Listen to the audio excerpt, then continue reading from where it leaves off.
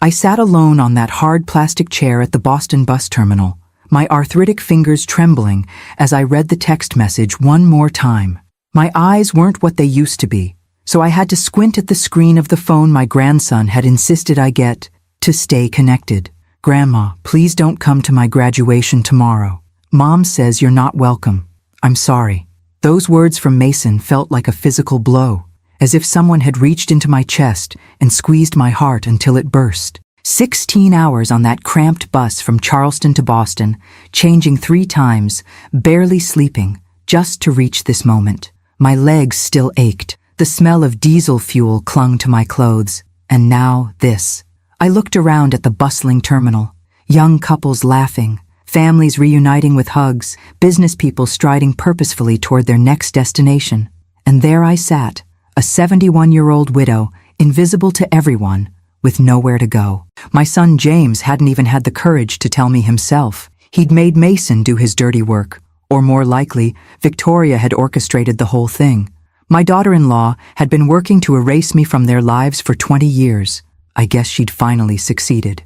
A memory flashed through my mind.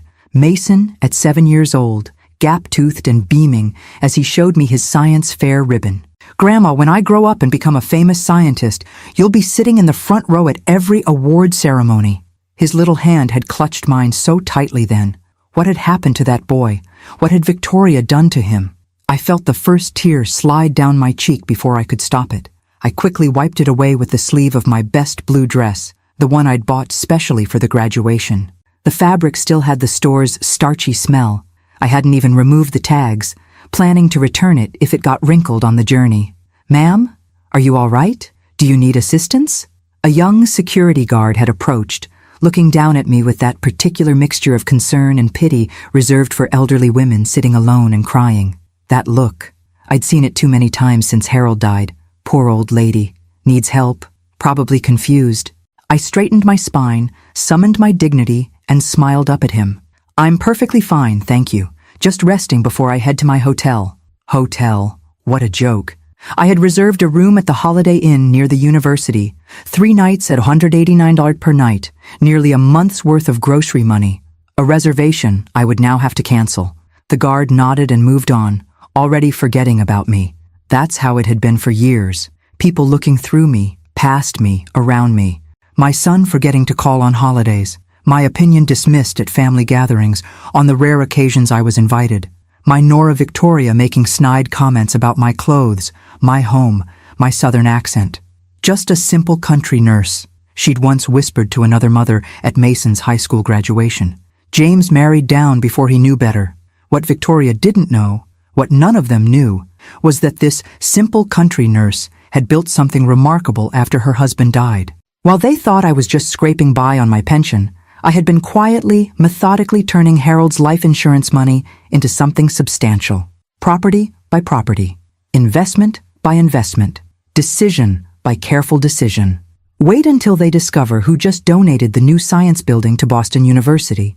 I pulled out my other phone from my purse, not the basic model they'd given me to stay connected, but my real phone, the one Victoria and James knew nothing about. The one I used for my business dealings. 3 missed calls from William Foster, the university president. 1 text.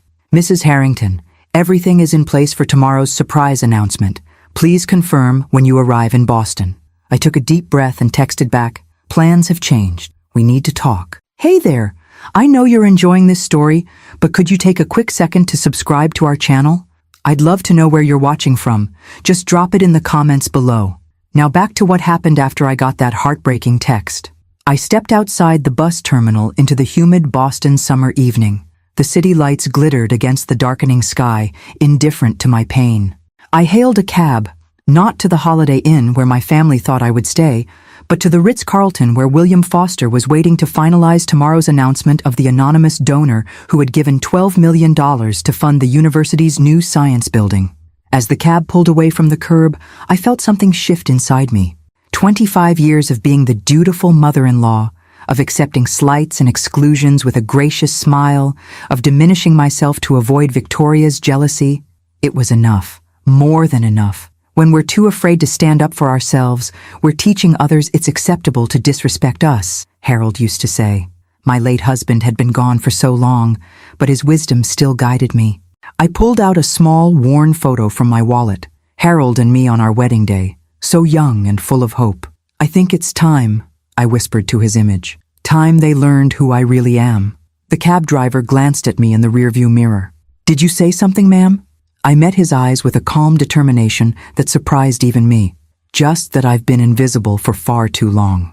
Tomorrow, they would all see me, really see me, and nothing would ever be the same again."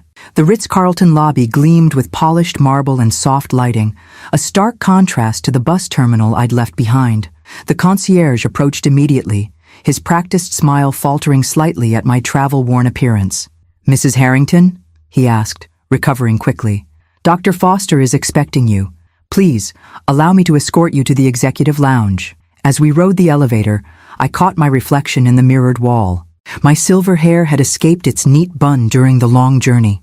The wrinkles around my eyes seemed deeper tonight, carved by years of silent hurt. Yet there was something else there too, a fire I hadn't seen in my own eyes for decades. William Foster rose when I entered the lounge, his tall frame and distinguished gray hair commanding the room. For 7 years, we'd conducted our business through lawyers and conference calls. This was only our third face-to-face meeting. "Evelyn," he said warmly, taking my hands. "I've been looking forward to tomorrow. The board is thrilled about the announcement." He stopped, noticing my expression. "What's happened?" I sank into the leather chair opposite him, suddenly feeling every mile of my journey. "My grandson sent me a text. I'm not welcome at the graduation. Apparently, my daughter-in-law has decided my presence would be inappropriate." William's face darkened. "That's preposterous. You're the reason half those students can afford to be there tomorrow. And yet, here we are." I pulled out my phone and showed him Mason's message. William read it, his jaw tightening. "This is unacceptable. I'll call your son immediately." "No," I said firmly. "You won't." He looked at me, confused. "But surely, for 25 years I've lived in the shadows of my own family, accepted scraps of their attention, made myself small to accommodate Victoria's ego, watched as she gradually poisoned my relationship with my grandson." My voice remained steady, though my heart raced. Tomorrow was going to change everything anyway. Now it just changes, differently. I outlined my new plan to William. With each detail, his eyebrows rose higher, but he didn't interrupt. When I finished, he leaned back in his chair, studying me with newfound respect. "Most people would just be seeking revenge," he said finally. "This isn't about revenge," I replied, smoothing my crumpled dress. "It's about truth. It's about legacy. It's about a 71-year-old woman finally remembering her own worth." William nodded slowly. "I'll make the arrangements." Back in my suite, a far cry from the Holiday Inn room I'd canceled, I ran a hot bath and tried to wash away 16 hours of travel. The bathroom was bigger than my entire kitchen back home. As I soaked in the scented water, memories flooded back unbidden. James at 8 years old, climbing into my lap after a nightmare. My son, who now couldn't even call to uninvite me himself. Mason's first steps, toddling across my living room floor while James and Victoria argued in the kitchen about how long they should stay. Victoria's cutting remarks at Thanksgiving dinner 3 years ago. "I don't think Evelyn needs any more pie. The buttons on that outdated dress are already straining." The way James had laughed nervously instead of defending me. The water grew cold as tears slid silently down my cheeks. Not tears of self-pity, I was done with those, but mourning for years lost, for relationships damaged beyond repair. I'd stayed in the background, made myself invisible, convinced it was for the best. "Keep the peace," Harold used to advise when his mother and I clashed. I'd applied that lesson too broadly, for too long. My phone chimed with an email notification. William had moved quickly. Everything was set for tomorrow. As I prepared for bed, I opened my suitcase and removed the gift I'd brought for Mason, a vintage watch that had belonged to his grandfather. Harold had worn it every day of our marriage. I'd had it meticulously restored, its inscription polished until the words gleamed. "Time reveals truth. Choose wisely how you spend it." Would Mason understand the message? Would he ever wear it? Or would Victoria ensure it ended up in a drawer, forgotten like his grandmother? I placed the watch on the nightstand and pulled out my reading glasses and worn Bible, the one constant companion through all my lonely nights. It fell open to Proverbs as it often did. "The Lord detests lying lips, but he delights in people who are trustworthy. Tomorrow, there would be no more lies, no more hiding, no more diminishing myself. I slipped between the luxurious sheets, exhaustion washing over me. Before sleep claimed me, I whispered a prayer, not for revenge, but for courage, for wisdom, for hearts to be opened, and perhaps, though I barely admitted it to myself, for reconciliation. Because despite everything, they were still my family, my son, my grandson, and even Victoria, the woman who had worked so hard to erase me, was still my daughter by marriage. God had carried me through Harold's death, through years of loneliness, through building a life and fortune alone. He would carry me through tomorrow too. Whatever came next, I was ready. Morning light filtered through the hotel curtains as I applied my makeup with careful precision. I'd woken at 5 a.m., years of nursing shifts having permanently altered my body clock. Today wouldn't be the celebration I'd imagined, but it would be momentous nonetheless. I selected the outfit I'd purchased for this trip. Not the blue dress meant for sitting quietly in the audience, but the elegant cream-colored suit reserved for the donor announcement. Its price tag had made me wince despite my wealth. Old habits die hard when you've spent most of your life watching every penny. My phone buzzed. Another message from Mason. "Grandma, did you get my text? Please don't show up today. Mom's really serious about this." I felt a pang in my chest. No apology. No explanation. Just reinforcement of my exclusion. I set the phone down without responding. Words wouldn't matter now. Only actions. At precisely 9 o'clock, a knock came at my door. Olivia Parker, my best friend since nursing school, stood there with a determined expression on her lined face. She'd flown in from Charleston last night at my request. "You look like $1,000,000, she said, embracing me. Or should I say 12 million? I managed a smile. "Thank you for coming." Wild horses couldn't have kept me away. She examined me with keen eyes. "Are you sure about this, Evie? There's no going back." "I've been invisible for 25 years, I replied, gathering my purse. "That ends today." The university campus buzzed with excitement. Families streamed toward the main quad where rows of chairs faced the elaborate stage. I spotted James and Victoria immediately, my son handsome in his dark suit, my daughter-in-law resplendent in an expensive designer dress that probably cost more than my monthly pension. They hadn't seen me yet. From our hidden vantage point near the administrative building, I watched them greeting other parents with practiced smiles. Victoria's hand rested possessively on James's arm, her diamond bracelet catching the sunlight. They looked perfect, successful, untouchable. "The golden couple," Olivia muttered beside me. "If only people knew how she treats you." "They will," I said softly. Soon enough, William Foster approached us, dignified in his academic robes. "Everything is prepared, Mrs. Harrington. Are you ready?" I nodded, my heart hammering against my ribs. "You'll be seated on stage as planned," he continued, "as a special guest of the university. Your family won't know why until the announcement." We followed him through a side entrance as the ceremony began. From my chair on stage, partly obscured by a large floral arrangement, I had a perfect view of my family in the third row. Victoria was checking her phone, barely paying attention to the proceedings. James looked uncomfortable in the heat, tugging at his collar. And Mason, my beloved grandson in his cap and gown, sitting with the other graduates, kept glancing nervously at his mother. The commencement address droned on, but I barely heard it. My focus remained on the three people who had broken my heart time and again. What would their faces reveal when they finally saw me? Anger? Embarrassment? Or perhaps, though I hardly dared hope, remorse? As the university president began introducing special guests, I saw Victoria scan the stage, her eyes passing over me without recognition. It had been nearly 2 years since we'd seen each other, the last family Christmas I'd been invited to attend. I'd lost weight since then, changed my hairstyle, upgraded my wardrobe, small changes that added up to a woman who looked nothing like the dowdy grandmother they'd pushed aside. "Before we begin conferring degrees," William announced, "I have a special announcement. Today marks a historic moment for our university." Victoria's attention remained on her phone. James stifled a yawn. "For the past 7 years, an anonymous donor has funded scholarships for deserving students who otherwise couldn't afford to attend our institution. This same benefactor recently provided the $12 million gift that made our new science building possible." Now I had their attention. Like everyone else in the audience, they leaned forward, curious. Today, This generous individual has chosen to reveal her identity. William turned to me with a warm smile. Ladies and gentlemen, please join me in recognizing Mrs. Evelyn Harrington. I rose from my seat as applause erupted across the quad. Cameras flashed. The crowd's reaction washed over me in waves, but I registered none of it. My eyes were fixed on my family's faces. James's jaw had dropped, his complexion ashen. Victoria sat frozen, her perfectly manicured hand suspended in midair. And Mason, my sweet Mason, looked utterly bewildered, his eyes darting between me and his parents. William guided me to the podium.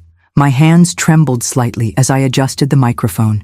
"Thank you for this kind welcome," I began, my southern accent more pronounced under stress.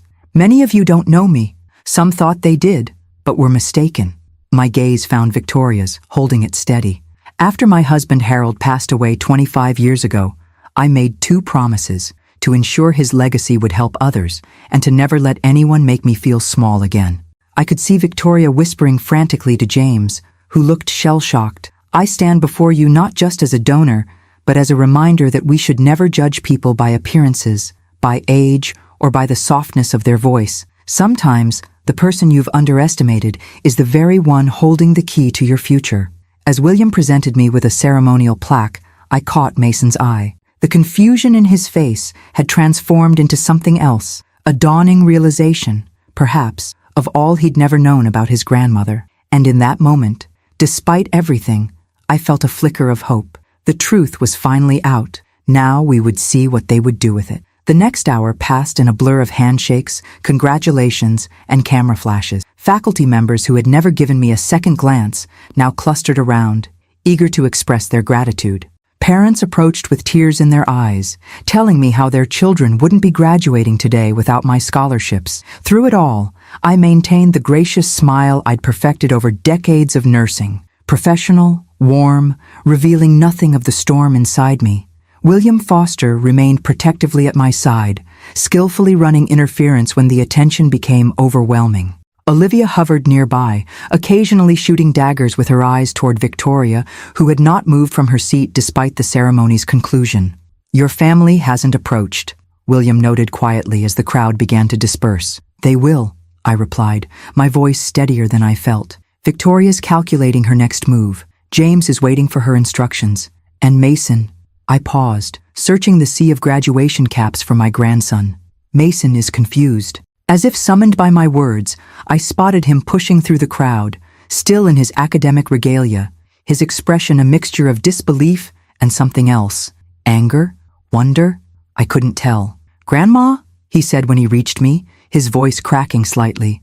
He looked so much like Harold in that moment, the same questioning tilt of the head, the same crease between his eyebrows. "Hello, Mason," I replied softly. "Congratulations on your graduation." He stared at me as if seeing me for the first time. In many ways, he was. You're the anonymous donor everyone's been talking about? The one who built the new science building?" I nodded, watching emotions flicker across his face. "But how? Dad always said you were struggling on your pension. That's why we—" He stopped abruptly, color rising in his cheeks. "That's why you what, Mason?" I prompted gently. "Why you stopped inviting me to holidays. Why your mother suggested I was a burden. Why you told me not to come today." His eyes dropped to the ground. It wasn't my idea to text you. Mom said—" "Mason!" Victoria's sharp voice cut through the air as she approached, James trailing behind her like a shadow. Her smile was brittle, her eyes cold as winter. "There you are. We've been looking everywhere for you." She turned to me, composing her features into an expression of delighted surprise. "Evelyn, what an incredible secret you've been keeping. We had no idea you were here, or that you were so involved with the university." The brazen lie nearly took my breath away. I'd known Victoria was calculating, but this level of falsehood, spoken so smoothly, so publicly, stunned me. "Didn't you?" I replied, keeping my voice light. How strange, considering Mason texted me yesterday after I'd already traveled 16 hours to be here. He specifically mentioned that I wasn't welcome at his graduation. "On your instructions, Victoria." James stepped forward, his face ashen. "Mom, there's been a misunderstanding." "No misunderstanding," I interrupted, finally allowing some of my pain to show. I have the text messages, James, just as I have every excuse for why I couldn't visit at Christmas, every canceled dinner, every time you've allowed your wife to push me further from your lives. Victoria's perfect facade cracked slightly. This is hardly the place. It's exactly the place, I countered. For 7 years, I've funded scholarships at this university. I donated $12 million for the science building, and I did it all anonymously because I wanted Mason to succeed on his own merits, not because his grandmother was a major benefactor. I turned to my grandson, whose face had drained of color. I never wanted special treatment for you, Mason, just the opportunity to be part of your life, to see you grow into the remarkable young man you've become. Mrs. Harrington, William interjected smoothly, the board is waiting to take you to lunch, shall we? I nodded gratefully. Mason, I'm staying at the Ritz-Carlton, room 7112. If you'd like to talk, really talk, I'll be there this evening.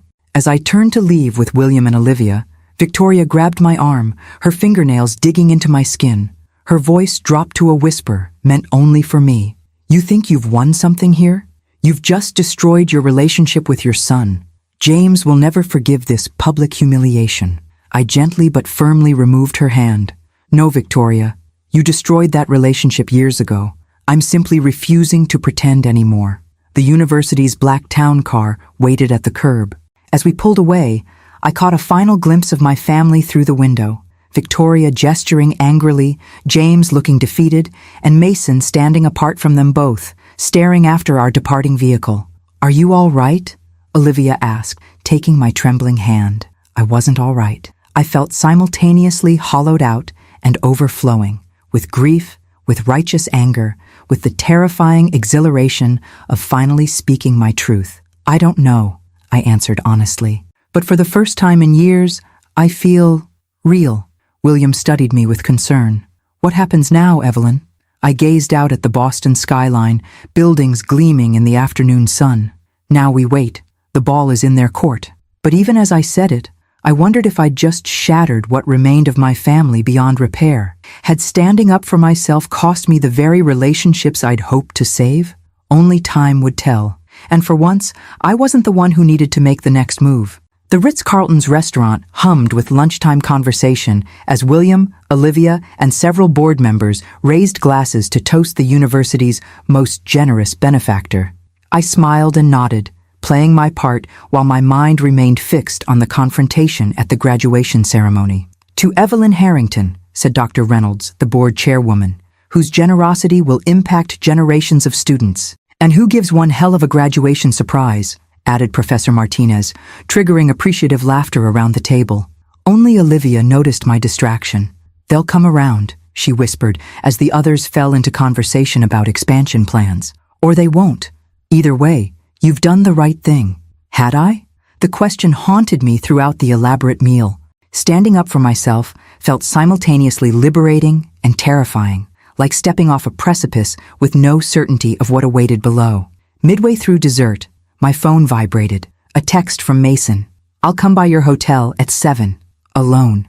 Those 2 words, alone, sent a flutter of hope through my chest. Perhaps there was a chance to salvage something after all.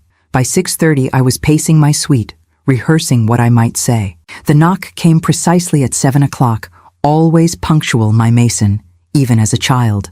When I opened the door, the sight of him nearly broke my heart. He'd changed out of his graduation attire into jeans and a button-down shirt, looking young and vulnerable. His eyes were red-rimmed. Come in, I said softly, stepping aside. He entered cautiously, taking in the luxury suite with widened eyes. This is different from the Holiday Inn where you usually stay. I usually stay where I can afford to be seen staying, I replied. There's a difference. Mason perched awkwardly on the edge of an armchair. Why didn't you tell us? About the money, the donations, any of it? I sat across from him, folding my hands in my lap to keep them from trembling. Would it have changed how your mother treated me? His gaze dropped to the floor. Maybe. No, I said gently. It would only have changed the nature of her interest in me. Victoria doesn't value people, Mason. She values what they can provide her. Status, connections, advantages. That's not fair, he protested but weakly.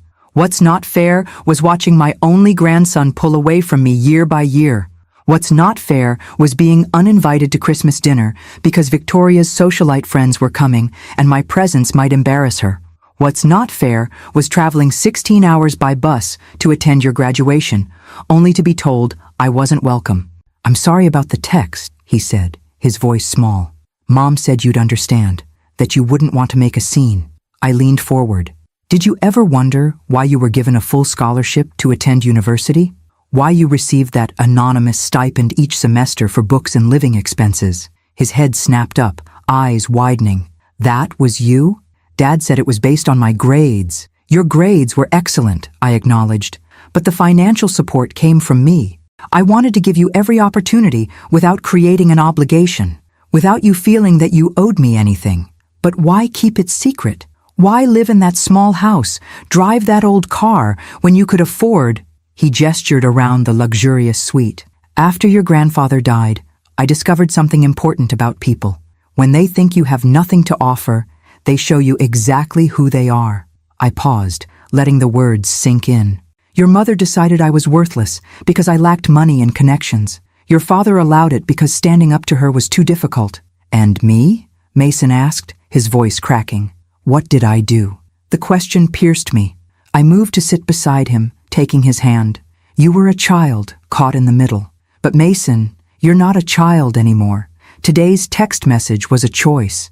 Tears spilled down his cheeks. "I didn't know what to do. Mom was so insistent. She said you'd try to make my graduation about yourself, that you'd embarrass me in front of my friends." "And did I?"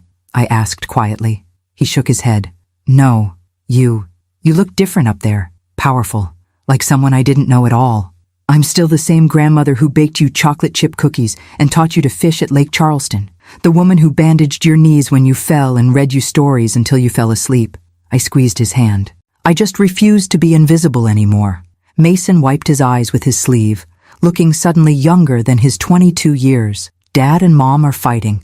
I've never seen Dad stand up to her like this before. He's furious about the text, says he never knew. Mom says he's lying, that he knew everything." "And what do you believe?" I asked. He hesitated. "I don't know anymore. Everything I thought I knew about our family feels like a lie." "Not everything," I said firmly. "Never doubt that I love you, Mason.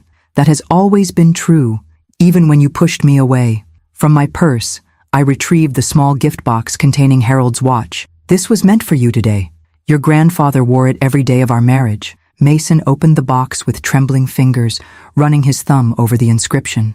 "Time reveals truth. Choose wisely how you spend it," he read aloud. "Harold was a wise man," I said softly.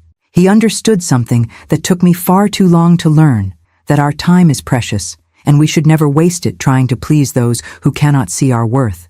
Mason slipped the watch onto his wrist, its vintage gold face contrasting with his youth. "I don't know what happens next, Grandma." I smiled sadly. "Neither do I. But for the first time in years, I feel like we have a chance at honesty, and that's a start." As he left, promising to return tomorrow, I stood at the window watching Boston's lights flicker on across the darkening sky. The confrontation I dreaded for so long had come and gone, leaving devastation in its wake. But also, perhaps, the first fragile seeds of something new. I whispered a prayer of gratitude, not for revenge or vindication, but for the simple blessing of being seen, of mattering, of finally standing in my truth, whatever consequences might follow. Morning sunlight streamed through the hotel curtains I'd forgotten to close. I'd slept fitfully, my conversation with Mason playing on repeat through my dreams. My phone showed 3 missed calls from James and a text, "We need to talk," coming by at 10. I ordered room service, a luxury I rarely allowed myself despite my wealth, and prepared for another confrontation. The woman in the mirror looked different somehow. Straighter posture, clearer eyes. The weight of secrets finally lifted from her shoulders. At precisely 10 o'clock, a sharp knock echoed through the suite. James stood in the hallway, his appearance shocking me. My always immaculate son looked like he hadn't slept, hair uncombed, eyes bloodshot, shirt wrinkled. "May I come in?" he asked formally, as if speaking to a stranger. I stepped aside, noticing how he surveyed the luxurious suite with the same disbelief Mason had shown. We sat in uncomfortable silence until I finally spoke. How long have you known Victoria was pushing me out of your lives? My directness seemed to startle him. James flinched. It wasn't like that. It was exactly like that, I countered. The question is whether you were complicit or merely oblivious. Mom, please. I sat alone on holidays while you celebrated with Victoria's family. I received last-minute cancellations for dinners I'd spent days preparing.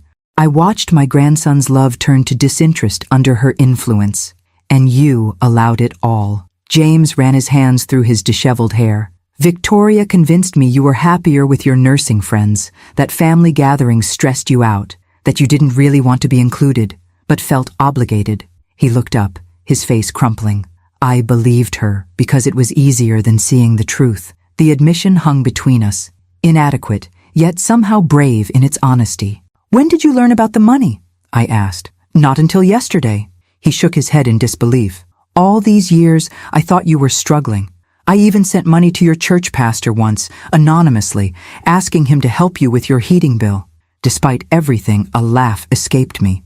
Reverend Michaels, he told me a generous parishioner was covering utilities for several elderly members. I doubled my usual donation that month to help others. James looked stricken.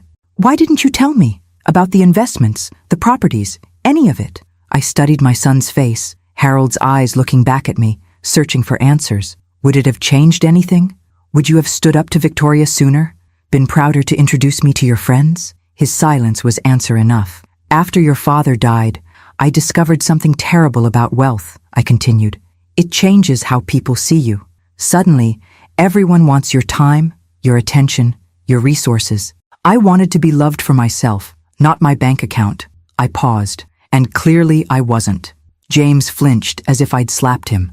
That's not fair, isn't it? Mason told me about your fight with Victoria. He said you claimed you never knew about the text message. I didn't, James protested. I would never have allowed that. I may have been weak, but I wouldn't have kept you from his graduation. I studied him carefully. Victoria says otherwise. Victoria says whatever serves her purpose. Bitterness edged his voice. I spent the night in a hotel. I don't know what we are right now. A knock interrupted us. Opening the door revealed Olivia, who took one look at James and raised an eyebrow at me. Should I come back later? She asked. No, stay, I replied, grateful for her steadying presence. James, you remember my friend Olivia? He nodded uncomfortably. From the graduation. And Thanksgiving, years ago? The Thanksgiving where your wife mentioned my quaint little nursing career and suggested Evie and I must find it intimidating to dine with people of your social standing? Olivia's smile was sharp as a scalpel. Yes, that's the one. James had the grace to look ashamed. I never should have allowed her to speak to either of you that way. No, Olivia agreed pleasantly. You shouldn't have. I interrupted before she could continue. Olivia's protective instincts were admirable, but not helpful at this moment. What happens now, James? He looked lost. A successful architect who designed flawless structures but couldn't blueprint his own life. I don't know. Victoria's furious about the public embarrassment. She says you planned this to humiliate her. I plan to attend my grandson's graduation and announce a donation I'm proud of, I corrected. Victoria created the humiliation when she decided I wasn't worthy of sitting in the audience. James nodded slowly. Mason stayed with me last night at the hotel. He showed me the watch, Dad's watch. It was always meant for him. He's confused and angry at all of us. James looked up, his eyes suddenly vulnerable. He keeps asking why I never told him about you, the real you. He feels like we've all been lying to him. We have, I said gently. You and Victoria by omission and control. Me by hiding who I really am. We all failed him in different ways.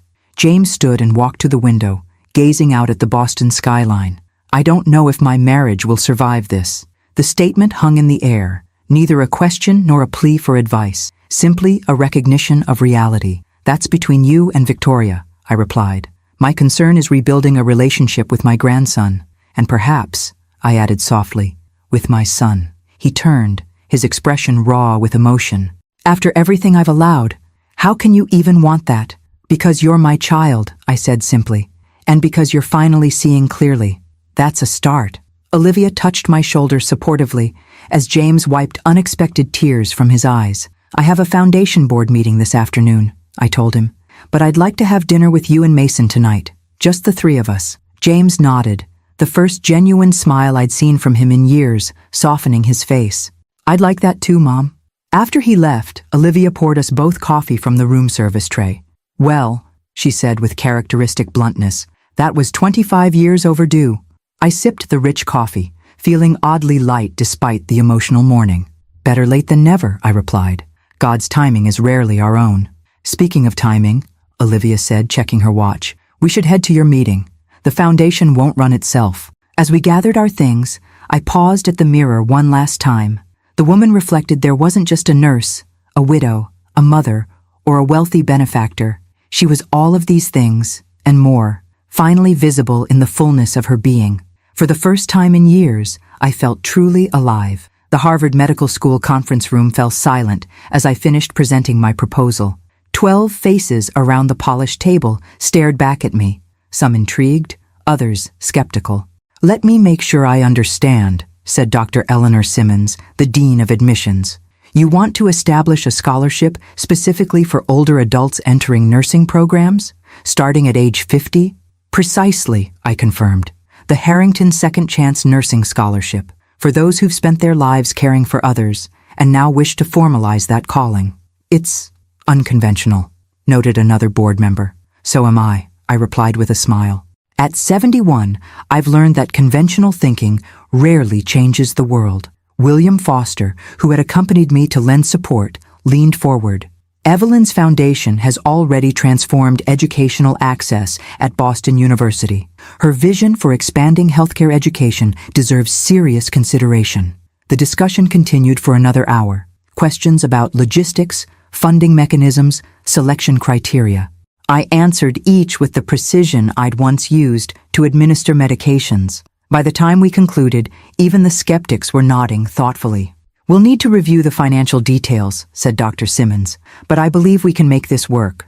The world needs more nurses, especially those with life experience. As we left the building, William checked his watch. That gives you 3 hours before your dinner with James and Mason. Shall we celebrate with tea at the public garden? The Boston Public Garden bloomed with summer flowers, families strolling along paths, while swan boats glided across the pond. William and I found a bench in a quiet corner. You're doing remarkable things, Evelyn, he said, his voice warm with admiration. Using your wealth not just for buildings, but to change lives. I watched a young mother help her toddler feed the ducks. When Harold died, I felt invisible. Just another widow navigating grief alone. The investments were initially about security, ensuring I'd never be dependent on James or anyone else. And now, I smiled. Now it's about legacy, not just buildings with my name on them, but opportunities for people society often overlooks. Older students, single parents, those seeking second chances. William's hand covered mine briefly, a gesture of understanding rather than romance. We'd developed a comfortable friendship over the years, bound by shared goals rather than personal entanglements. What about your personal legacy? He asked gently. With your family? The question sobered me. That remains to be seen. Tonight's dinner will tell me a lot. My phone chimed with a text from Olivia. Victoria just stormed into the hotel lobby demanding your room number. Front desk refused per my instructions. Heads up, hurricane approaching. I sighed, showing William the message. I should go. The eye of the storm usually follows me these days. When I returned to the Ritz, Olivia was waiting in my suite, looking grimly satisfied. Victoria made quite a scene, threatened to call her friends on the board to have staff fired. Did she leave? Eventually, but not before announcing to anyone who would listen that you're a manipulative old woman who's trying to buy her son's affection. I sank into a chair, suddenly exhausted. Perhaps she's right. Evelyn Harrington! Olivia's voice sharpened. Don't you dare. That woman has spent years systematically cutting you out of your family's life. She doesn't get to rewrite history now that the truth is out. I knew she was right, but doubt still nagged at me. Was I any better than Victoria, using wealth and influence to reclaim my place in my family's life? A gentle knock interrupted my thoughts. Opening the door revealed Mason, alone and earlier than expected. I hope it's okay, he said hesitantly. Dad's running late. He's meeting with his lawyer. I ushered him in as Olivia made a discreet exit, promising to call later. Mason looked better than yesterday, less shell-shocked, though still guarded. Your father's lawyer? I asked. concern rising. Is everything all right? Mason shrugged uncomfortably. Mom's threatening to divorce him if he doesn't get control of the situation. Her words, not mine. I'm sorry to hear that, I said sincerely. Despite everything, I never wanted to cause problems in your parents' marriage. It's not your fault. Mason's voice hardened. I've been thinking about everything, remembering things differently. Like how Mom always had an excuse why we couldn't visit you, or how she'd roll her eyes whenever Dad mentioned your name. He paced the room, energy radiating from his tall frame. She told me you couldn't afford to contribute to my education, that asking you for help would be a burden, all while you were secretly funding everything. I wanted to give you opportunities without strings attached, I explained, without Victoria feeling obligated or resentful. But why? Mason stopped pacing, his expression pained. Why let her push you away? Why live so modestly when you didn't have to? Why hide who you really are? The questions tumbled out, a lifetime of confusion seeking answers. I patted the sofa beside me, and he reluctantly sat down. After your grandfather died, I discovered something about money, I began. It changes people, how they see you, what they expect from you. I wanted to be loved for myself, not my bank account. I smiled sadly, and I learned that sometimes, when you show people who you really are, they don't actually want to see. So you just disappeared into the background? Let Mom treat you like you didn't matter? I made choices I thought would keep peace in your family, I admitted. I believed staying connected to you in any way was better than forcing your parents to choose sides. I was wrong. Mason studied his grandfather's watch on his wrist. I keep thinking about all the times you tried to be part of my life and how I just let you fade away, especially these last few years. You were finding your own path, I said gently. That's what young people do. No, he shook his head firmly. I bought into Mom's narrative that you were just a simple, outdated woman with nothing to offer my future. I'm ashamed of that now. The raw honesty in his voice moved me deeply. Before I could respond, another knock announced James's arrival. As I opened the door, the strain on my son's face told me everything I needed to know about his afternoon. Victoria's filed for separation, he said without preamble, and she's freezing our joint accounts. I nodded calmly. Then I think we have much to discuss over dinner. As I gathered my purse, I caught Mason watching me with new eyes, seeing not just his grandmother, but a woman of strength and substance.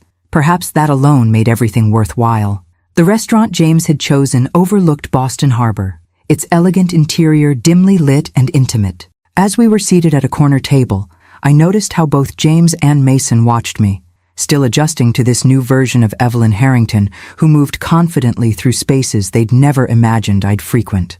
I took the liberty of ordering wine, James said as the waiter approached. Unless you'd prefer something else? Wine is perfect, I replied, noting his surprise.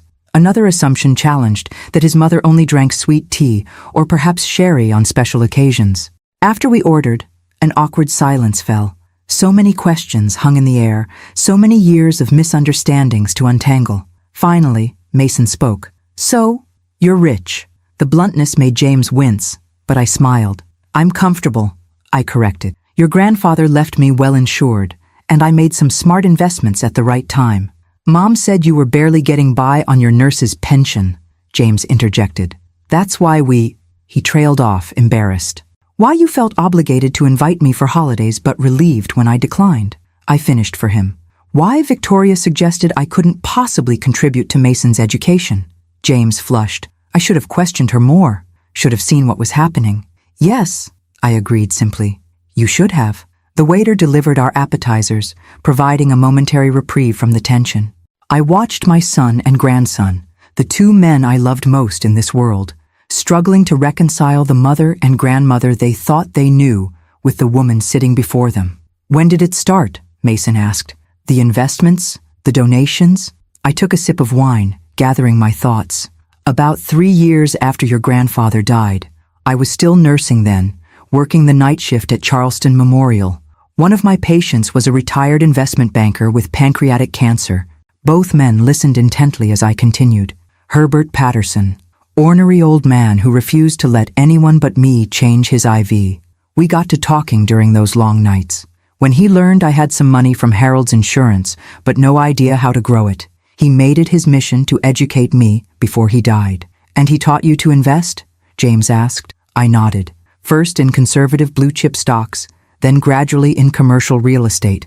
By the time he passed, I had a solid foundation. From there, I built slowly but steadily. Why keep it secret, though? Mason pressed. Especially from us? I set down my fork, choosing my words carefully. At first, it was simply private, something that belonged just to me after losing Harold. Then, as my portfolio grew, I noticed how differently people treated me when they discovered I had means. Like how? James asked. Suddenly, church committees wanted my input. Neighbors sought investment advice. Distant relatives reappeared. I shook my head. But most tellingly, my opinion began to matter in conversations where I'd previously been invisible. Understanding dawned in James's eyes. And by then, Victoria had already established how our family dynamic would work. Yes, I acknowledged. She'd made it clear that I was to be tolerated, not integrated. That my ideas, my background, my very presence was somehow embarrassing. Mom, James started, but I held up my hand. I'm not asking for your defense or apology right now, James. I'm answering Mason's question about why I kept my financial situation private. I turned back to my grandson. And then there was you. Me? Mason looked startled. I wanted you to have every advantage, but I never wanted you to see me as a resource rather than a grandmother. I didn't want your parents, particularly Victoria, to feel obligated to include me because of what I could provide. So I created the Anonymous Scholarship Fund at Boston University, specifically structured so you would qualify. Mason's eyes widened. The merit scholarship was from you? All along? I nodded. Among other things. James set down his glass with a thunk. The Christmas bonuses at my firm these past 5 years. The mysterious client who commissioned that major library project that saved us during the recession. His voice rose in disbelief. Was that all you? The world works in mysterious ways, I replied, unable to suppress a small smile. My God, James whispered. All this time you've been silently supporting us, while Victoria treated you like a burden, I finished. Yes. Mason leaned forward, his expression intense. But why endure it? Why not just tell us the truth? Hey everyone, I really appreciate you following my story. Could you take a quick second to subscribe to our channel? I'd love to know where you're watching from, so drop it in the comments below. Now, back to this dinner that was decades overdue. I considered his question carefully before answering. Pride partially, stubbornness certainly, traits your grandfather would confirm I possess in abundance. But mostly, I paused, finding the painful truth. Mostly fear. Fear that if I revealed my financial status and you still rejected me, I'd have no illusions left to comfort me. No way to pretend it was about money rather than me. The raw admission hung in the air.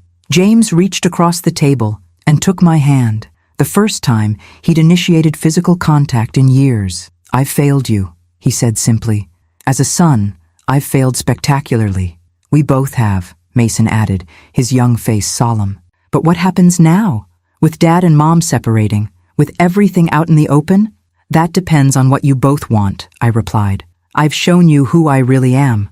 The question is whether you want that person in your lives. I do, James said immediately. I want to know my mother, all of her, not just the version Victoria found acceptable. Mason nodded in agreement. Me too. But, he hesitated. What about Mom? What happens with her? James sighed heavily. Your mother has made her position clear. She feels betrayed and humiliated. She's demanding I choose between you, Mom, and her. And what will you choose? I asked quietly. My son straightened his shoulders, looking suddenly more like Harold than I'd ever noticed before. I'm done choosing Victoria's comfort over everyone else's reality. I should have stood up to her years ago. As our main courses arrived, the conversation shifted to more immediate concerns. James's legal situation, Mason's post-graduation plans, my foundation work. For the first time in decades, we spoke openly, honestly, without the shadow of Victoria's disapproval or the weight of unspoken truths. When dessert arrived, Mason raised his water glass in an impromptu toast. To new beginnings, he said, and to finally getting to know my remarkable grandmother. James joined the toast, his eyes bright with emotion. To family, the real kind, built on truth and acceptance. As I raised my glass to meet theirs, I felt a sense of peace wash over me. The road ahead wouldn't be easy. Victoria wouldn't surrender her influence without a fight. Years of habit and misunderstanding couldn't be erased in a single dinner. But for the first time since Harold died, I felt truly seen by my family, and that was worth more than all my investments combined. The next morning brought rain to Boston, heavy drops pelting against my hotel window as I sipped coffee and watched the gray city come alive. My phone had been unusually active. 3 missed calls from Victoria, a text from James saying he'd moved his things to a long-stay hotel, and a message from Mason asking if we could meet for lunch. I was responding to Mason when an incoming call interrupted me. Olivia, her voice tense. Victoria's in the lobby again, and she's not alone. She's brought some society reporter from the Boston Chronicle. My stomach tightened. What does she want? Apparently, to expose how you've been manipulating the family through financial control. Her words, not mine. The manager's stalling them, but they're making a scene. I closed my eyes briefly, gathering strength. Tell them I'll meet them in the hotel restaurant in 15 minutes. Evie, are you sure that's wise? No, I admitted, but hiding will only make her narrative stronger. I dressed carefully, not in the expensive cream suit from graduation, but in a simple blue dress I'd owned for years. No designer labels, no flashy accessories, just the pearl earrings Harold had given me on our 25th anniversary and his mother's cameo at my throat. Victoria spotted me the moment I entered the restaurant, her perfect blonde hair and tailored pantsuit a stark contrast to my deliberate simplicity. Beside her sat a young woman with a digital recorder and an eager expression. The reporter, presumably. Mrs. Harrington, Victoria began loudly as I approached. How convenient that you're finally willing to speak with family. You've been remarkably accessible to university presidents and foundation boards, but not to your daughter-in-law. Several nearby diners glanced our way. I sat down calmly, folding my hands on the table. Good morning, Victoria. I don't believe I know your companion. I'm Melissa Chen, Boston Chronicle. The young woman introduced herself. I'm writing a piece on family dynamics and wealth disparities. Mrs. Bradshaw has shared some fascinating insights about your recent emergence. Has she indeed? I signaled a waiter. I'll have tea, please. Earl Grey if you have it. Victoria's perfect features tightened with irritation at my composure. Don't pretend this is a social call, Evelyn. You've systematically undermined my family, and now you're using your money to turn my husband and son against me. The reporter's fingers hovered eagerly over her device, waiting for conflict to erupt. I studied Victoria. Her flawless makeup couldn't quite conceal the redness around her eyes or the tension in her jaw. Despite everything, I felt a flicker of compassion. She was fighting for her world the only way she knew how. Ms. Chen, I said, turning to the reporter. Before we continue, I'd like to clarify something. Are you here to interview me about my charitable foundation? About educational access for underserved populations? Or are you here because my daughter-in-law promised you a sensational story about family drama? The young woman blinked, caught off guard by my directness.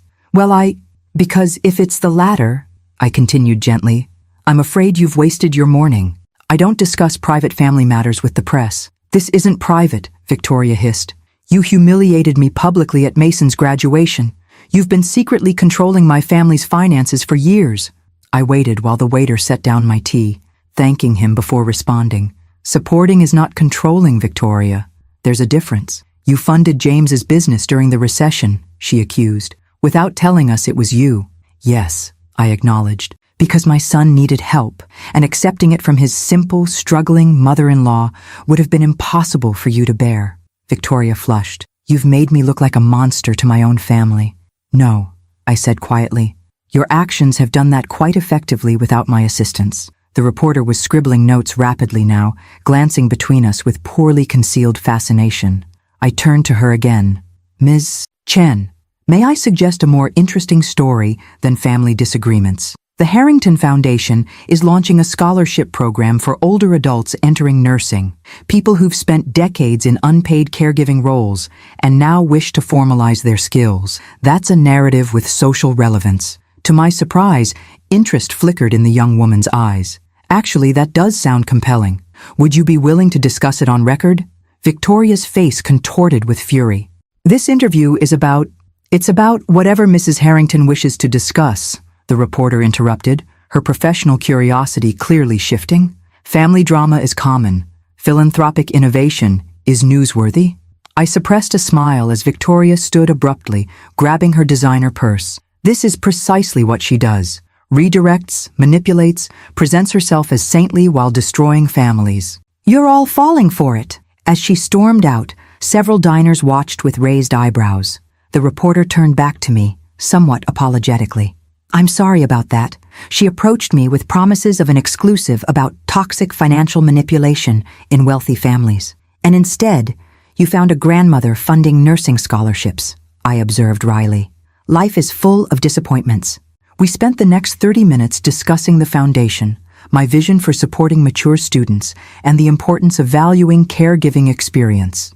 By the time we finished, Ms. Chen had a completely different story than the one Victoria had promised, and seemed genuinely pleased about it. As she gathered her things to leave, the reporter hesitated. Off the record, your daughter-in-law mentioned some accusations about your relationship with Dr. Foster at Boston University. Implied there was something improper about your donations? I sighed, unsurprised by Victoria's tactics. William Foster is a respected educator and a valued friend who shares my commitment to educational access. There's nothing more to the relationship, though I suspect that disappoints your journalistic instincts. She had the grace to look embarrassed. Sometimes the simple truth is less interesting than speculation, but infinitely more valuable, I replied.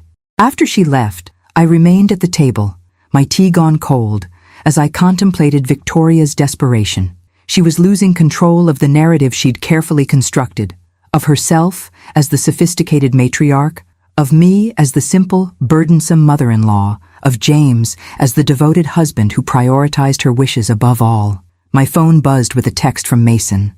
Still on for lunch? Dad wants to join us. I smiled as I typed my reply. Absolutely.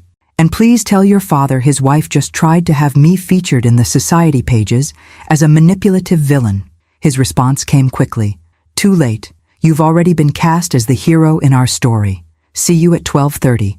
As I left the restaurant, I said a silent prayer, not for victory in this painful family struggle, but for healing, for Victoria to find peace that didn't depend on control, for James to maintain his newfound courage, for Mason to forge his own path, and for myself, simply the wisdom to use the blessings God had given me to create something meaningful from the ashes of what had been broken. Before we get to our final chapter, I'd really appreciate if you could take a moment to subscribe to the channel if you haven't already. I'm curious to know how old you are. Drop your age in the comments below. Every story has its conclusion, and mine is just around the corner. 3 months after Mason's graduation, I stood on the wide porch of my Charleston home, watching the moving truck pull into the driveway.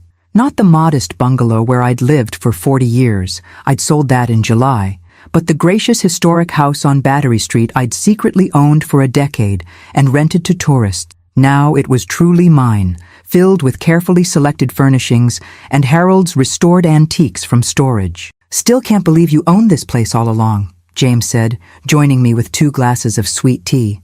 I must have walked past it 100 times, never knowing. I accepted the glass with a smile. It needed extensive renovation.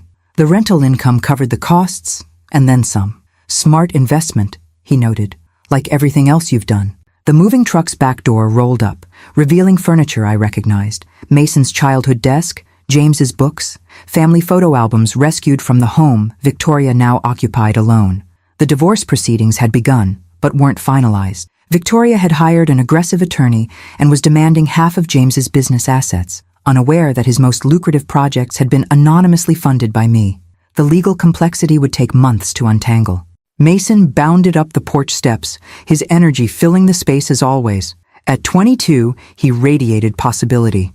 Grandma, the movers need to know where to put Dad's drafting table. The sunroom, I decided. The light is perfect there. As Mason relayed the instructions, I studied my son and grandson, the 2 men who had temporarily moved into my new home while they rebuilt their lives. James was slowly finding his footing after 23 years of marriage to Victoria. Mason was preparing for graduate school, having decided to combine his economics degree with public health, inspired by my grandmother's foundation work, as he'd written in his application essay. Olivia arrived as the last boxes were being unloaded, carrying a housewarming plant and her signature blunt perspective. So the prodigal son and grandson return, she observed, setting down a flourishing peace lily. Better late than never. Olivia, I warned gently. But James laughed. She's right, Mom. We are the prodigals, and you've welcomed us with open arms despite everything. Family is family, I said simply, even when it's complicated. We settled in the parlor as afternoon sunlight streamed through tall windows. This room had once hosted Charleston society a century ago. Now it witnessed a different kind of restoration, not of architecture, but of relationships. I had a call from the foundation director this morning, I told them. Our first class of second chance nursing scholars has been selected.